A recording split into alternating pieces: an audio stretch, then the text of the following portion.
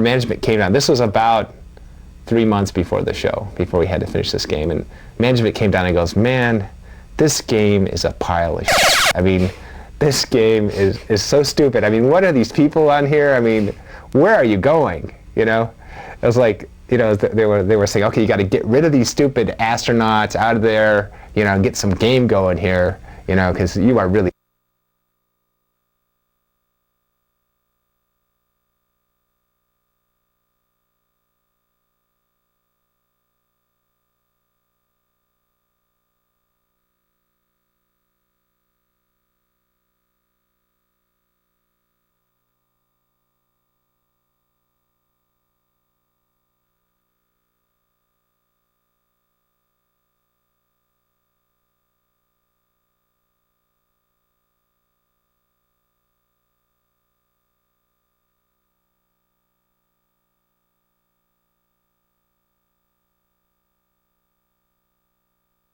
The most amazing project was the Defender project, because we were the #2 pinball company at the time, and we were, yeah, we're going to get in the video game business, yeah, right, Williams.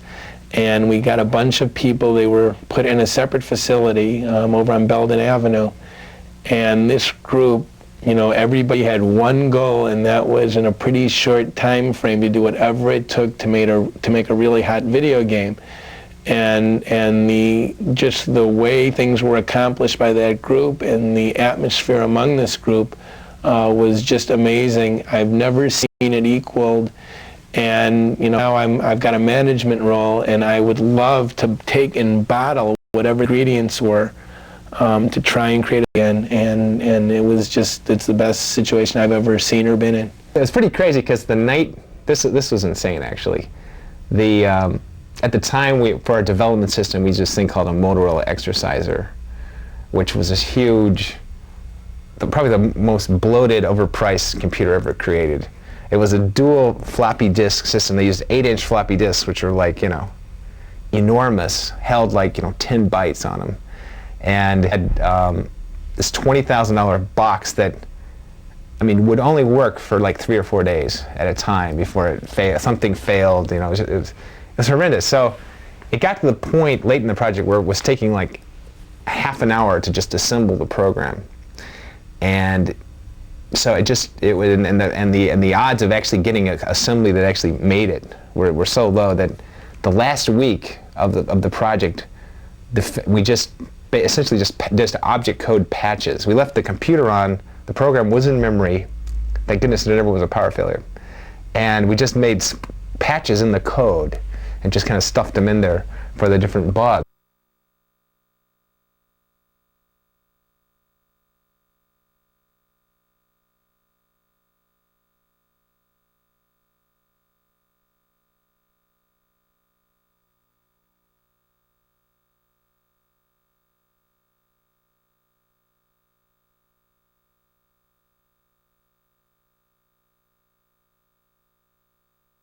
And then it was like 4 a.m. and it was like, okay, we got to burn the ROMs for the show.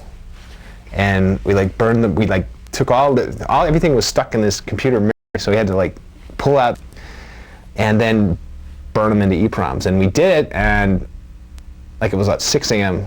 Plugged them in, they didn't work. And I was like, oh, you know, it's like, what happened? You know, did we the pin? Did we, you know, of these, you know, 12 ROMs, what was screwed up? We just burned them again or something, and blank or something. I don't know what it was, but finally we burned them again, and we got the damn thing working.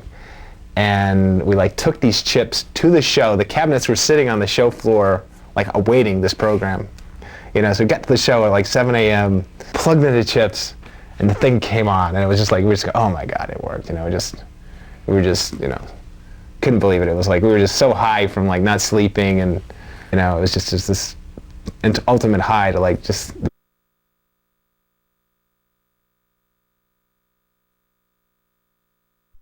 And then the show was the the Amusement and Music Operators Association, the AMOA, which is the big coin-op, quarter-eating game show, and in the United States, and mostly attended by game game room operators and arcade chain executives and various other industry hacks. And the thing is, that the tragic thing is, none of these people actually play video games, you know. And we had Defender out there, and nobody would play it.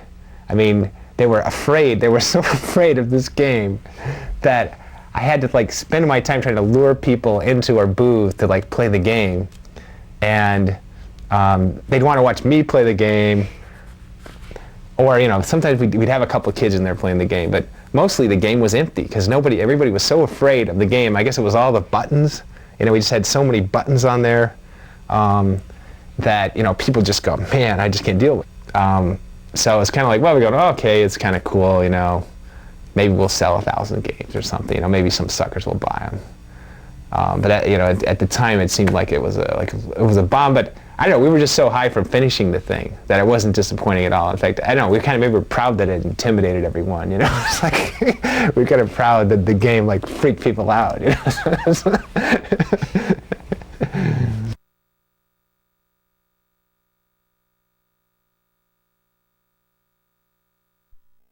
So it was kind of, you know, people kind of, I thought it was kind of a bomb, you know. The buzz on the show was like Pac-Man and Defender were like bombs. Pac-Man it just played forever and it wasn't exciting, and Defender was like way too complicated to play. And people were thinking this game Rally X, which was a little car racing game, was like the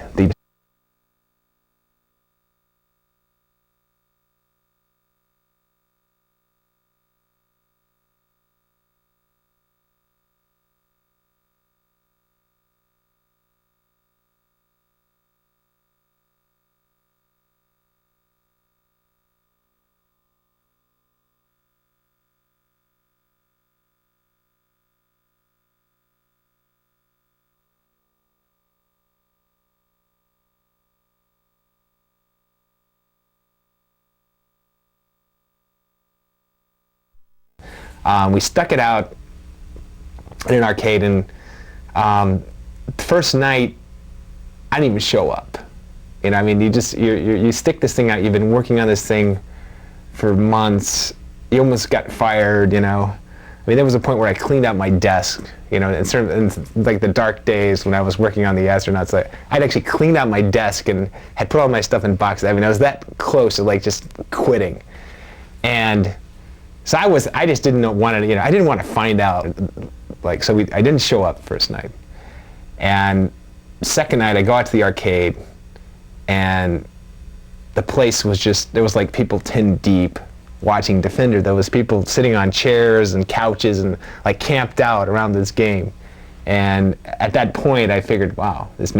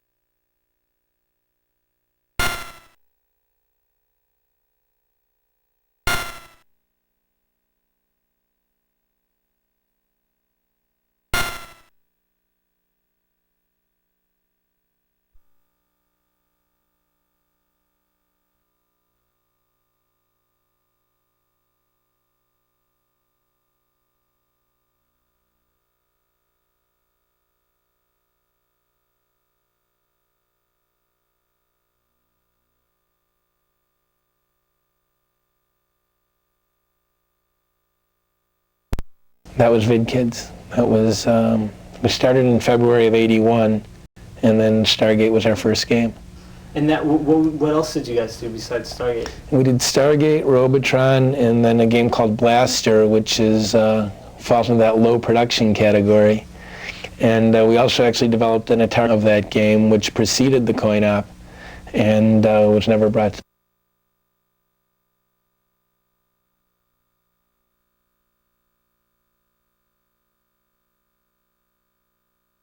Well, Eugene and I did. We shared the load. It was we had a lot to do in a pretty short period.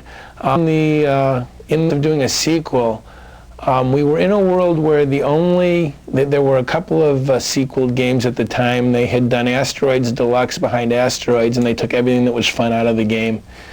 And they had done Deluxe Space Invaders behind Space Invaders, which was essentially the same game. And we wanted something that would give some good new appeal to the game, but that wouldn't be playable by the good players to the extent where they were playing 10, 15, 20 minutes on Defender. If they walk up to Stargate and are playing 20 minutes a game, this game's not going to have any ability to make money. So we worked really hard to come up with a mechanism, make the game good for the better player, without having him stay there.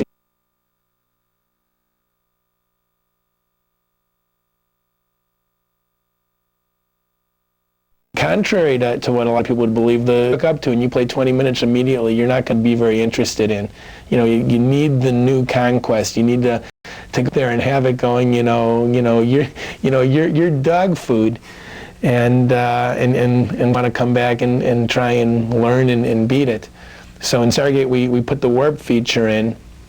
It was a matter of rescuing and holding 4 humanoids and flying through the Stargate, which is a pretty high-level accomplishment, but if you're a good Defender player, it's you can do it in your sleep.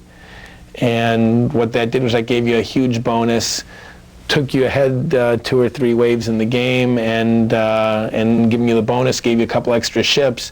So it was a way to get the good players to jump into where the action was frenzied and make them think that they were having a one-up on the game. And it worked.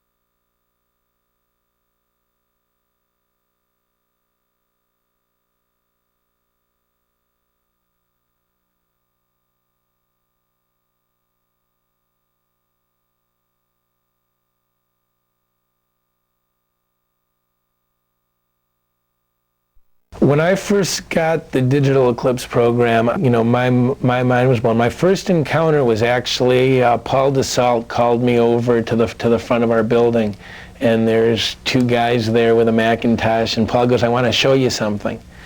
And he plays with his Macintosh and types something. All of a sudden, the carpet sweeps of the Me Test, which is pretty much a signature of the old Williams games, is appearing on the Mac, and I'm like, oh my God, you guys wrote.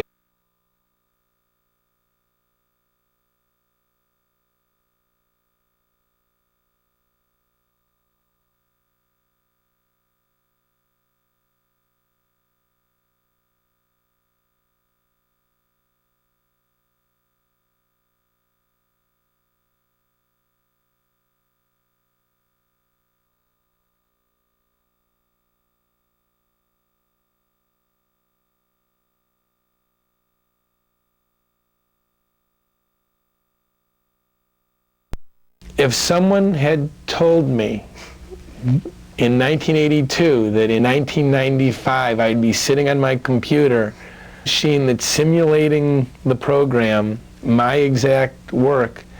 I mean, you know, I would have wondered what the guy was smoking.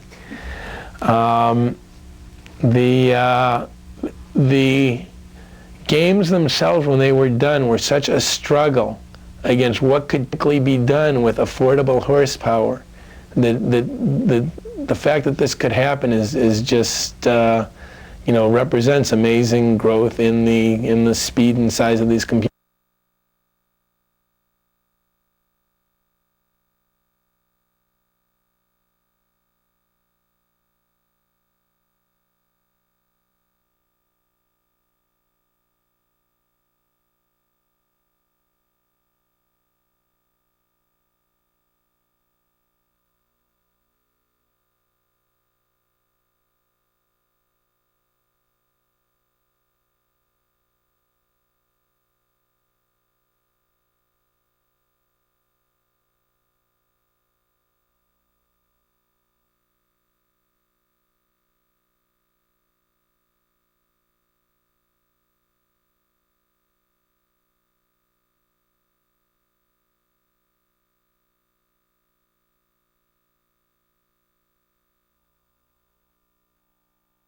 Yeah, the controls were totally a kind at the time, and they've hardly been used ever since. You know, Eugene really, you know, wanted to give you that monster control, and part of the, you know, one of the really adrenaline rushes in the game as a result of the amount of power you have. You've got so much power and control that that the game can put you in really tough situations you can actually fight your way out of, and that's one thing that keeps people coming back to it.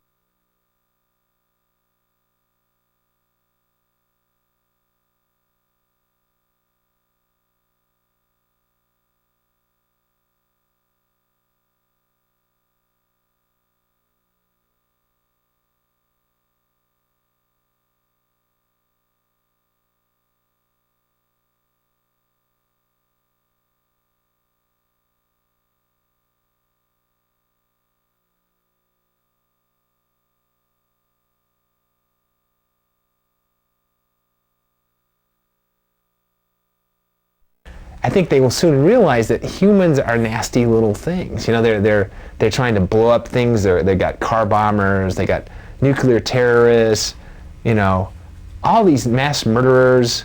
You know, all these nasty little habits that humans have. You know, create wars, threaten to blow up the world. You know, endangering the entire planet. I mean, it's clear that humans are psychos, and for their own protection, you know, we'll have to be confined in safe zones, you know, in safe areas.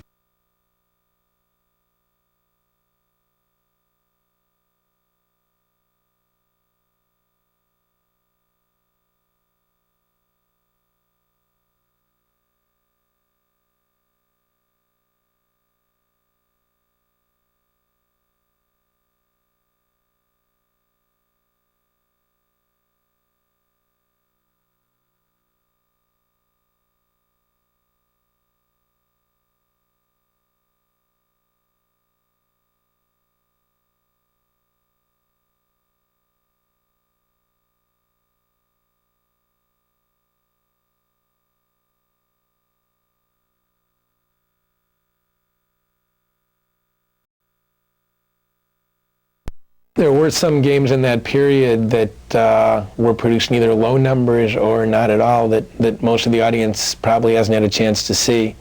Some low production games were Mystic Marathon, Turkey Shoot, Inferno. Those three were tested, and there were some number built of each of those models, and they can be found in collectors' hands, but the quantities are limited. Then there were games like Play Ball, Speedball. There's at least one other that were fully developed and tested, but were never put into production, and there are no games in collectors' hands. I have the only Play Ball.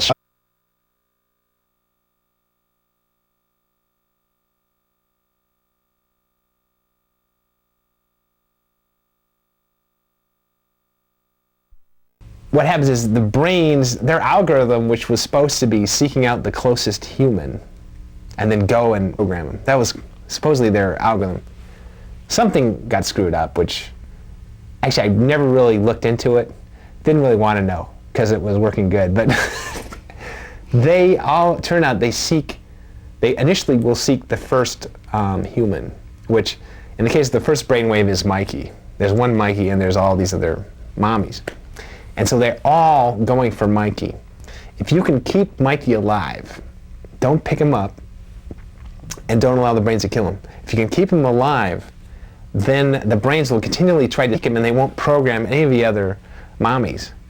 And so in that situation, you can basically kill all the brains, but you have to leave one left so that the wave doesn't end. And this is the horrible thing, is that so often you'll like kill the last one, or it'll be a grunt will be left or something to like an electrode, you know, before you picked up this treasure trove of points, which is all your humans are just waiting out there, and you wait for one turn. You want to pick them all up in one turn so you can turn them all into 5,000s. But if you somehow blow it, then you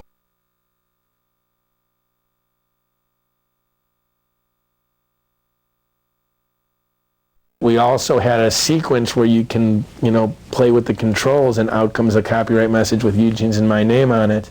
Both Stargate and Robotron. The Robotron sequence I know off the top of my head. The Stargate one I have written down. What's the Robotron? The Robotron one, okay, it's three. Each of the sequences are three combinations of buttons being pressed, and you have to do combination one, and then within a quarter of a second. When you let go of combination one, you have to be on combination two within a quarter of a second. Then when you let go of combination two, you have to be on combination three within a quarter of a second, and you have to do all this without dying in gameplay. It's not difficult on a Robotron. It's much harder on the Digital Eclipse version, but I have done it. It doesn't matter how long you sit on each combination, but when you let go of the combination, you have a quarter of a second to be on the next one. Combination one is move right, fire up, and press the one start button. Combination two is move up, fire down, and press the player 2 start button. That is the 2-player start. And then combination three is move down, fire up, and you hold the fire up, and it'll hold the message on when you let go of the fire up.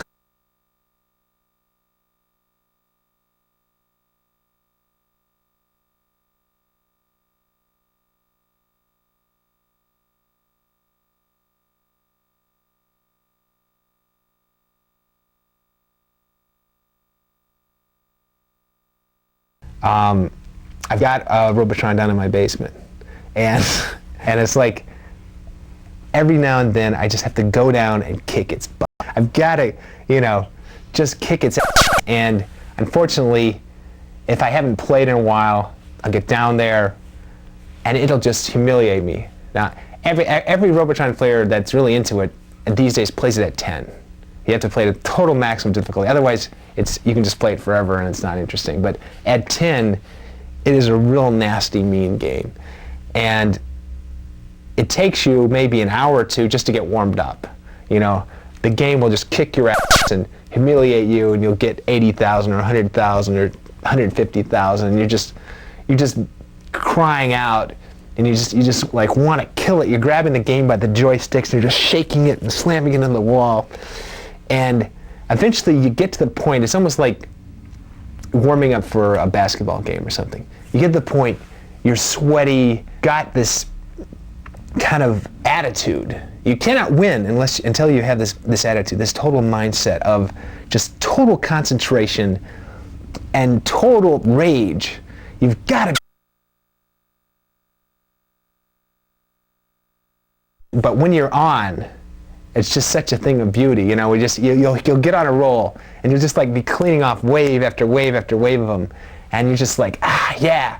But inevitably, you'll like start getting lazy, and you'll start getting too cocky, and then before you know it, you'll just like lose 4 or 5 guys in a row, and you're in some horrible situation. And the quarks are just like keep multiplying and keep putting out tanks, so the spheroids just keep putting out forces, and you kill out a few, and they keep putting out more, and you know, get back to it and somehow conjure up that rage from within you, you know, to keep going, you know, and it's kind of the cycle of conquest, and then of getting your butt kicked, and then of going back and keep coming back, and if you can stand this for like a few hours, you can reach 1,000,000 points. And I understand now that's kind of my personal ambition. I mean, there's players that do 5 or 10 million, unfortunately. But my personal thing is like to do 1,000,000. And I don't think I've quite achieved that even yet to this day. I've had like a 900,000. I've had several 900,000 games, and somehow at 940,000, I'll just get weak in the knees, and I just like, I won't have it, you know. And I just like, I'm watching helplessly, you know. I've just been on 100,000 points on a previous guy, but some reason I'm just sitting here and I'm helpless and I'm crumpled, but I'm just like a sweaty, limp dish rag, and something I can't get over that 1,000,000-point barrier. But that's still my personal ambition. I know someday I'm going to kick that game. You know, I'm going to kick its butt. I'm going to beat it. And you know, until then, the basement appointments.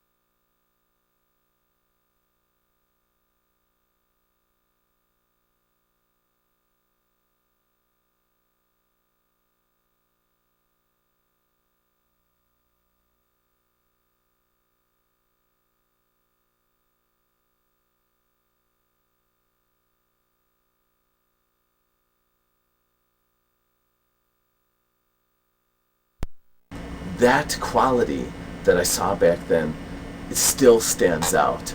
A lot of times these days with a lot of the games and new games that we see come out in the arcades, they're interesting, but they're either they're beautiful games to look at, but the gameplay is real lousy. It's not an enjoyable experience. Or they've got some interesting gameplay things going there, but they don't pay attention to graphically what really makes a game look good and can help bring the player into the experience more. You don't see a whole lot of attention being paid to all of the parts of a good game all at the same time, as they used to in the old days when the discipline seemed to have been different. And so it's really easy for me to believe that there's this, classic bring the old stuff back again kind of sense.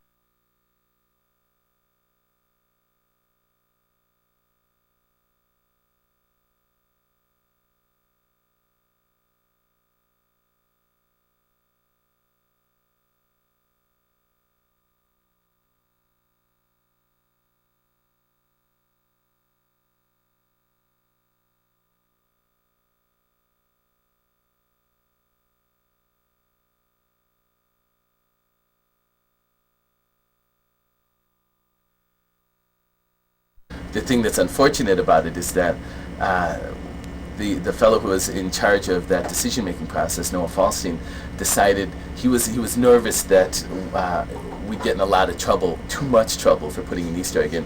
So he buried the things deep down that I can't even remember this complex series of things that you have to do to get it to up. Guaranteed no one ever. The bug was a real cool one. When you play the game, as the Sinistar kills you and starts to kill you, you don't die right away. You sort of like circle Sinistar's mouth, and then he chomps you, and then you're destroyed. It turns out that while you're in that configuration where you're spinning around in the mouth but not quite dead yet, one of the warrior guys can come in and shoot you right then and kill you right then. And then the Sinistar kills you and you die twice, which it's really rare. It's extremely rare that it would happen, because most of the time the warriors, I believe in fact the warriors will not kill you when the Sinistar has you in its death grip already. But if one of their previous shots is still floating around in space, as they sometimes do, one of those can kill you. I think that's the way it worked. And the really interesting, that was a bug, and that was a drag, because of course every once in a while consumers would lose 2 lives instead of just 1.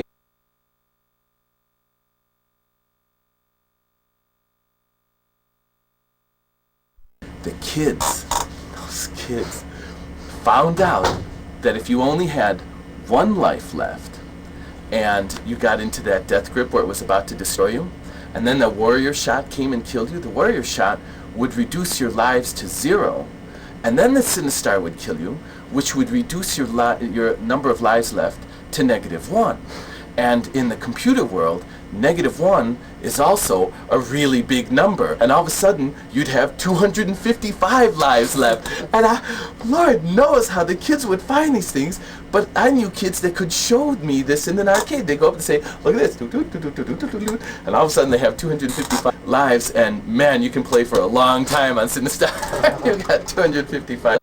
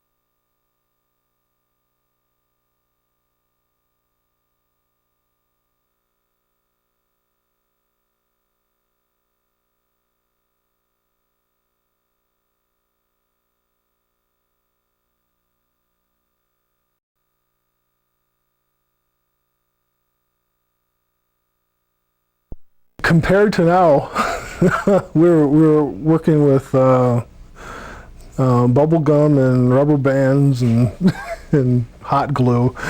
Essentially, the memory in the game was, I believe, 96K, which is just nothing. Now, I mean, we waste that on title screens nowadays. So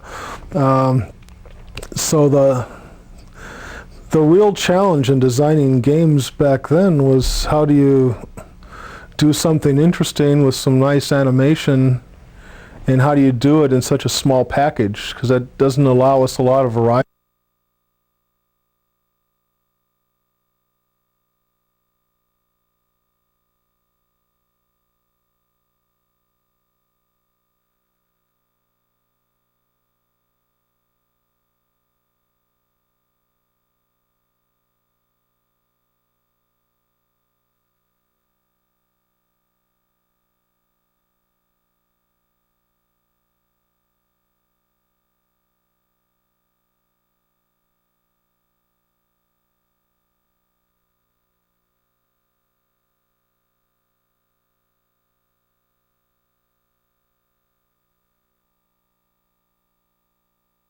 There was a bug when we first were working on the flying and the running of the ostrich, and neglected to consider is when the ostrich lands on some of the floating cliffs.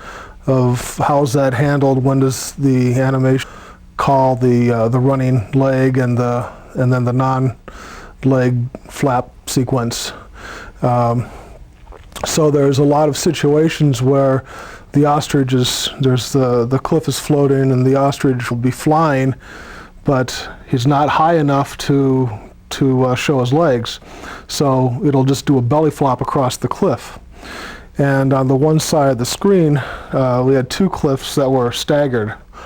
And when it does a belly flop, there's a little hole of a couple of pixels, and it allows the bird to squeeze out between the two cliffs. And we're racking our brains trying to fix it, but we were so embroiled in playing Cutthroat, where we would try to kill each other when we were playing and testing the game, and it became a really fun trick to do, is that someone would be hovering underneath these cliffs, and then you'd deliberately do the belly flop and squirt out and kill the guy underneath. And so we decided to keep that in there and call.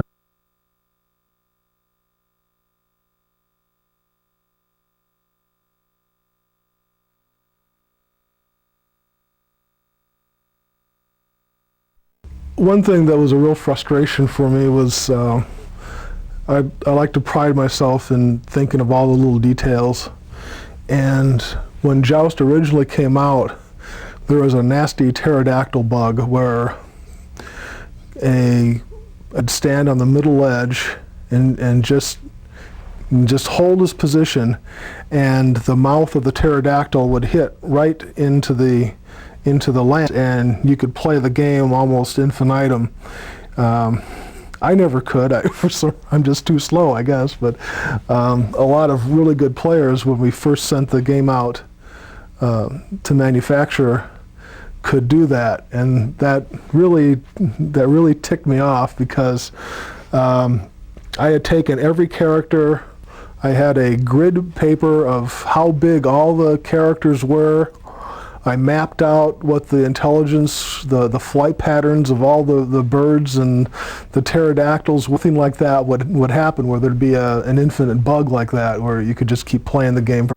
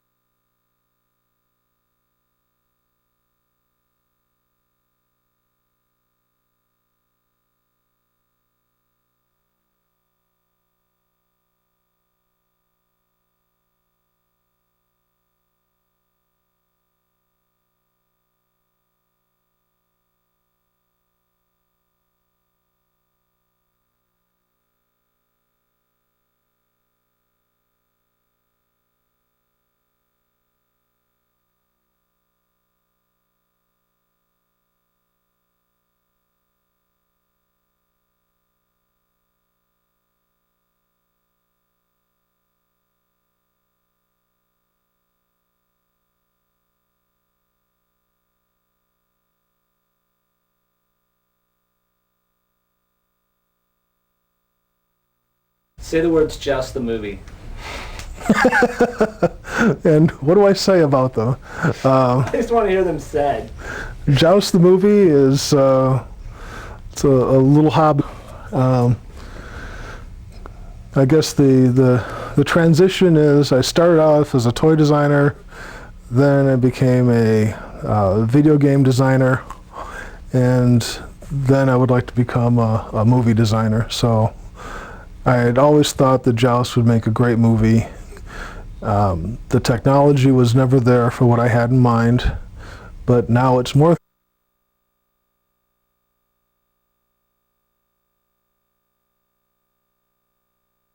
Yeah, right now the old video games are being gobbled up by collectors and in people's basements, but the prices are just starting to rise on some of them. You can still get a lot of old games.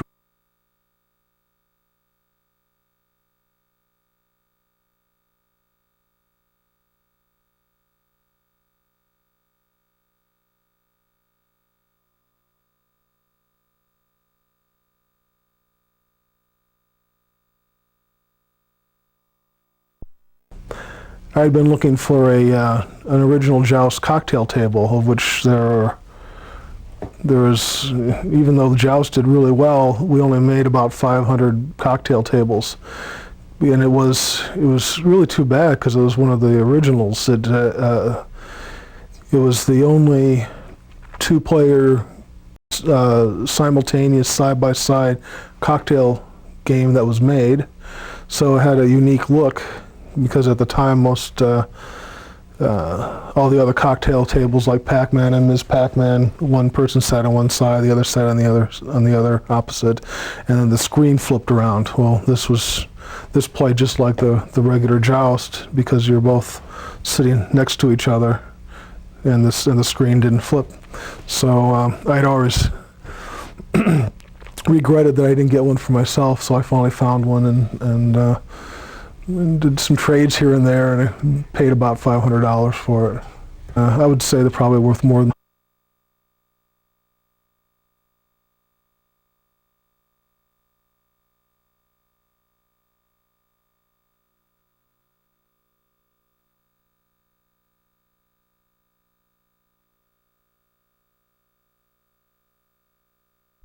Joust 2 is the trivia question of all time, I guess, was that there actually was a sequel. We tried to resurrect Joust in 1985. Didn't make many games, but this is at a time when very few video games were selling, and there wasn't much of a video department anymore, and had met with some of management. We were trying to figure out, well, gee, let's try another game, and so we were considering resurrecting and doing a sequel of either Robotron or Joust, and they decided to let's give Joust a